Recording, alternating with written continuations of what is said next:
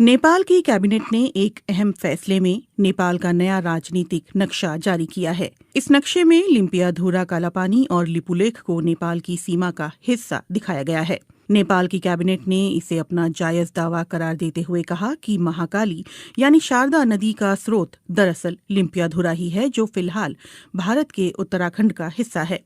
भारत इससे इनकार करता रहा है। नेपाल की कैबिनेट का फैसला भारत की ओर से लिपुलेख इलाके में सीमा सड़क के उद्घाटन के 10 दिनों बाद आया है। लिपुलेख से होकर ही तिब्बत, चीन के मानसरोवर जाने का रास्ता है।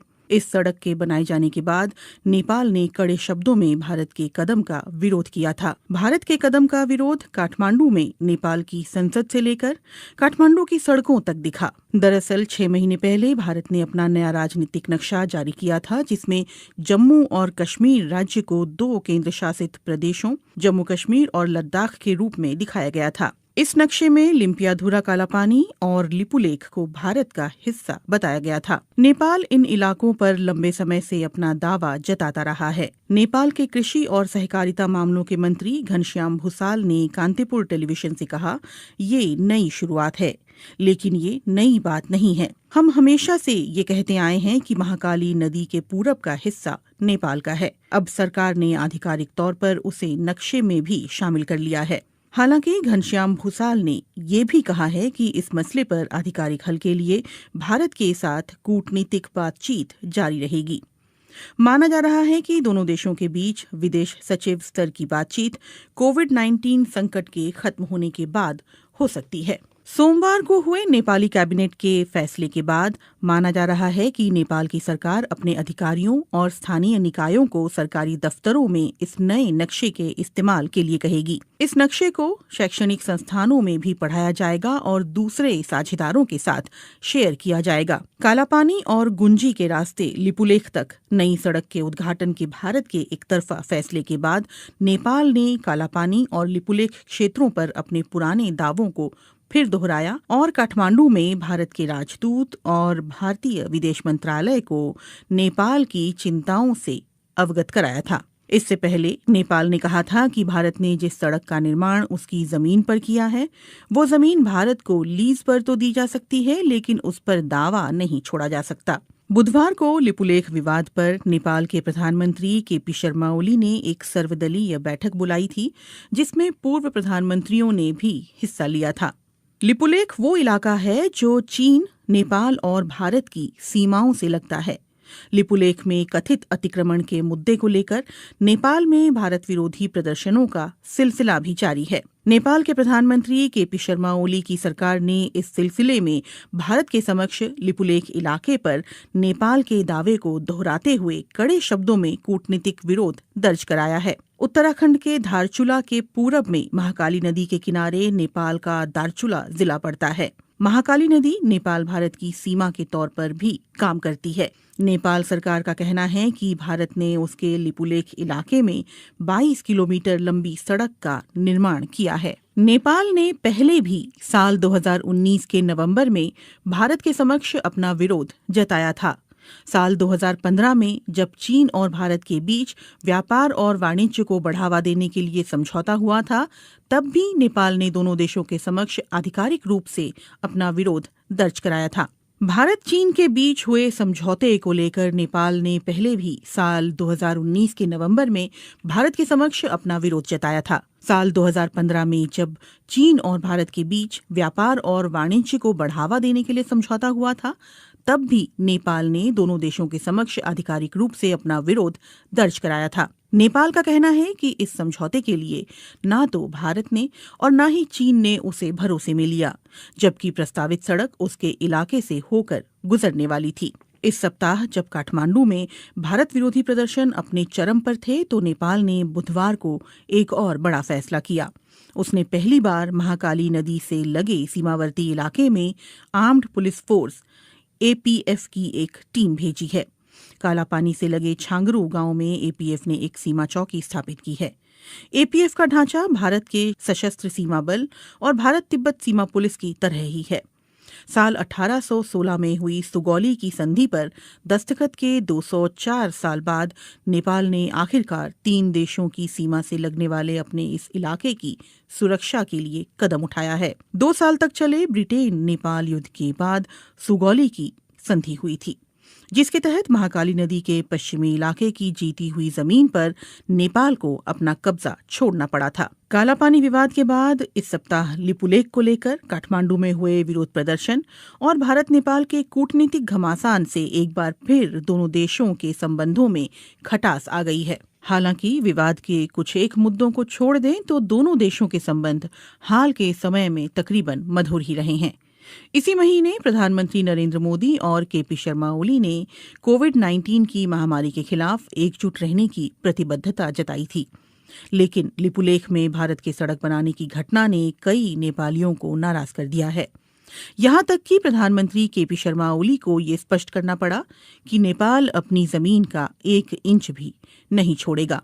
ऐसे में सवाल उठता है कि अचानक पैदा हुए लिपुलेख विवाद के कारण क्या भारत नेपाल मैत्री खत्म हो जाएगी? महाकाली नदी के उद्गम वाला ये पहाड़ी इलाका नेपाल के लिए इतना महत्वपूर्ण क्यों है? और ये सवाल भी उतना ही मायने रखता है कि लिपुलेख भारत के लिए भी रणनीतिक दृष्टि से इतना अहम क्यों है? नेपाल भारत संबंधों पर कई भारतीय विश्लेषकों का कहना है कि सभ्यता, संस्कृति, इतिहास और भूगोल की दृष्टि से कोई भी 2 देश इतनी नजदीकी नहीं रखते हैं जितने कि भारत और नेपाल हैं। लेकिन 1800 किलोमीटर लंबी सीमा पर दोनों देशों के दरमियान कभी न खत्म होने वाले कई सीमा विवाद भी हैं। दोनों देशों की सरहद ज्यादातर खुली हुई और आड़ी तिरछी भी है।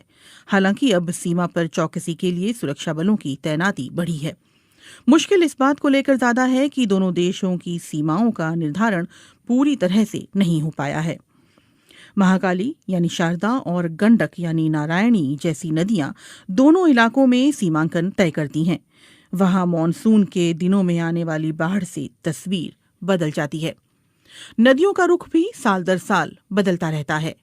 कई जगहों पर तो सीमा तय करने वाले पुराने खंभे अभी भी खड़े हैं, लेकिन स्थानीय लोग भी उनकी कद्र नहीं करते। सामान्य परिस्थितियों में लोगों का एक देश से दूसरे देश आना जाना लगा रहता है। भारत और नेपाल के सर्वे अधिकारी और टेक्नीशियंस सालों की साझा कोशिश के बावजूद अभी तक कोई ऐसा नक्शा नहीं बना पाए हैं जिस पर दोनों देश सहमत हों। नेपाल के सर्वे विभाग के पूर्व महानिदेशक बुद्धिनारायण श्रेष्ठ की रिपोर्ट के मुताबिक साल 1850 और 1856 में भारत और नेपाली अधिकारियों ने मिलकर एक नक्शा तैयार किया था। बुद्धिनारायण श्रेष्ठ के मुताबिक महाकाली नदी लिम्पियाधुरा कालापानी से उत्तर पश्चिम में 16 किलोमीटर दूर से निकलती है और सुगौली की संधि में इस नदी को दोनों देशों की सरहद करार दिया गया था। इसलिए इससे साबित होता है कि कालापानी नेपाल का हिस्सा है। लेकिन भारत इन नक्शों को सबूत के तौर पर स्वीकार करने से इनकार करता है। भारतीय पक्ष का कहना है कि इसकी जगह 1875 के नक्शे पर विचार किया जाना चाहिए, जिसमें महाकाली नदी का उद्गम कालापानी के पूर्व में दिखलाया गया था। गौरतलब है कि 1875 के नक्शे पर नेपाल के दस्तखत नहीं हैं। काठमांडू में इस मामले पर जानकारी रखने वाले अधिकारियों का कहना है कि नेपाल और भारत की सीमा के निर्धारण का काम ज्यादातर पूरा कर लिया गया है। हालांकि नदी वाले इलाकों में ये काम पूरा नहीं हो पाया है। नेपाल की पश्चिमी सीमा पर महाकाली नदी और दक्षिणी सीमा पर गंडक नदी दोनों देशों की सीमा निर्धारण करती है, लेकिन यहाँ नक्शा तय करने का काम अभी भी अधूरा है। दोनों देशों के सर्वे अधिकारी और टेक्नीशियंस महाकाली और गंडक नदी पर सीमांकन के बिंदुओं के निर्धारण पर सहमत नहीं हो पा रहे हैं, क्योंकि नदियों के बहाव की दिशा बदलती रहती है। इन नदियों का रुख बीते दशकों में लगातार बदलता रहा है। लिपुलेख का विवाद ऐसे ही इलाके से जुड़ा हुआ है। नेपाल का कहना रहा है कि लिपुलेख पर्वत महाकाली नदी के पूर्व में स्थित है, जिसकी वजह से कुदरती तौर पर ये इलाका नेपाल का हिस्सा बन जाता है, और ये बात सुगौली की संधि में भी साफ तौर पर कही गई है। एनसाइक्लोपीडिया ब्रिटानिका के अनुसार सुगौली की संधि से ब्रिटेन नेपाल युद्ध की औपचारिक तौर पर समाप्ति हुई थी। संधि की शर्तों के तहत नेपाल ने तराई के विवादास्पद इलाके और महाकाली नदी के पश्चिम में सतलुज नदी के किनारे तक जीती हुई जमीन पर अपना दावा छोड़ दिया था। अगर सुगौली की संधि ये स्पष्ट रूप से कहती है कि महाकाली नदी का पूर्व का इलाका नेपाल का है, तो फिर समस्या कहाँ है? नेपाली इतिहासकारों और सर्वे अधिकारियों का कहना है कि दोनों देशों के बीच गलतफहमी इस बात को लेकर है कि महाकाली नदी का उद्गम स्थल कहाँ है और विवाद की जड़ यही है। इसीलिए सवाल उठता है कि महाकाली नदी कहाँ से निकलती है, लिम्पियाधुरा की पहाड़ियों से या फिर लिपुलेख से। गुंजी गांव के पास जहां लिपुलेख जाने वाली सीमा सड़क बीते शुक्रवार खोली गई थी, वहां दो छोटी नदियां आकर मिलती है। एक धारा दक्षिण पूर्व के लिम्पियाधुरा की पहाड़ियों से निकलकर आती है तो दूसरी धारा दक्षिण में लिपुलेख से आती है। नेपाल के विशेषज्ञ और अधिकारियों का कहना है कि महाकाली नदी लिम्पियाधुरा से निकलकर उत्तर पश्चिम में भारत के उत्तराखंड की ओर बढ़ती है, लेकिन इसके ठीक उलट भारतीय पक्ष का कहना है कि महाकाली नदी का रुख नेपाल की ओर उत्तर पूर्व में है। उनका कहना है कि लिपुलेख से निकलने वाली जलधारा ही दरअसल महाकाली नदी का स्रोत है और इसी से दोनों पड़ोसी देशों की सीमाओं का निर्धारण होता है। 8 मई को लिपुलेख के लिए सड़क मार्ग खोले जाने के बाद आई नेपाल की कड़ी प्रतिक्रिया पर भारत ने इस फैसले का बचाव करते हुए कहा कि किसी भी नेपाली क्षेत्र का अतिक्रमण नहीं किया गया है और ये सीमा सड़क कैलाश मानसरोवर की पारंपरिक धार्मिक यात्रा के रूट पर ही बनाई गई है। लेकिन नेपाली इतिहासकारों, अधिकारियों और जहां से भारत ने 8 मई को लिपुलेख जाने वाली सड़क का रास्ता खोला है, यानी गुंजी गांव के लोगों का ये कहना है कि नेपाली पक्ष के पास इस बात को लेकर पर्याप्त सबूत हैं कि सुगौली की संधि के अनुसार लिपुलेख और उस इलाके के कई गांव नेपाली क्षेत्र में आते हैं। विवाद दूसरे इलाकों को लेकर भी है। नेपाल की सरकार लगातार इस बात पर जोर देती रही है कि लिपुलेख और गुंजी गांव के अलावा भारत ने महाकाली नदी के उत्तर में उससे लगे कई इलाकों पर भी अपना कब्जा कर रखा है, जिसमें कालापानी भी शामिल है। कालापानी में भारत चीन युद्ध के दौरान 1950 में आईटीबीपी ने अपनी चौकी स्थापित की थी। इसके अलावा सुदूर पश्चिम में स्थित लिम्पियाधुरा को लेकर भी दोनों देशों के बीच विवाद है। वहीं नेपाल की राष्ट्रीय राजनीति में 3 दशक से भी ज्यादा समय से महाकाली कालापानी का मुद्दा उठता रहा है।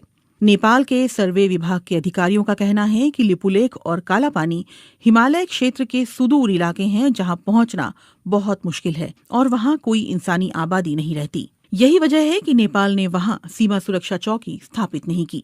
अधिकारी ये भी कहते हैं कि सुगौली की संधि के अलावा नेपाल के पास और भी सबूत हैं, जिनमें संधि पर दस्तखत से पहले ब्रितानी अधिकारियों को लिखी चिट्ठी और उस दौर के दस्तावेज शामिल हैं। नेपाल कालापानी और गुंजी के स्थानीय लोगों की मालगुजारी रसीद और नेपाली मतदाता होने का पहचान पत्र भी सबूत के तौर पर दिखा रहा है।